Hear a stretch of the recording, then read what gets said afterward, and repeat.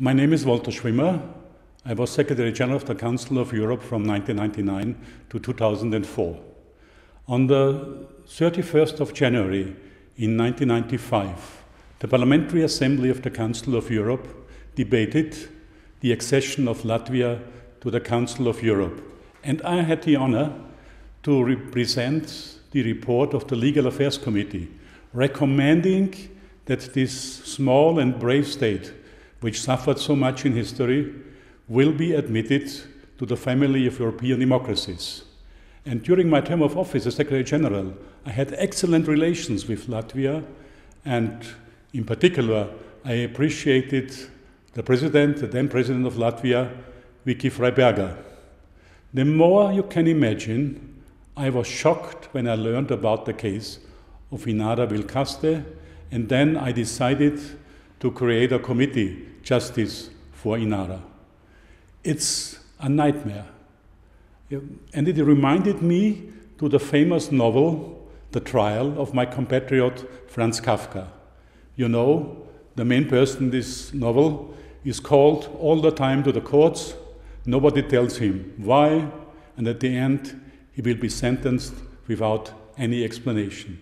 And here the case is very similar. Not only that Mrs. Vilkaste was called nearly every second day to the court to give statements or to appear there as a witness, there were really shocking events. A bomb exploded in the car of her ex-husband, injuring him very seriously. There was an attempt to kidnap her daughter. There was an attack with gas cylinders on her house, and the family lawyer someday disappeared without any trace. So we have the greatest concern about his fate. That's the story which brought me to the decision to support Inara in Europe, to get justice for her.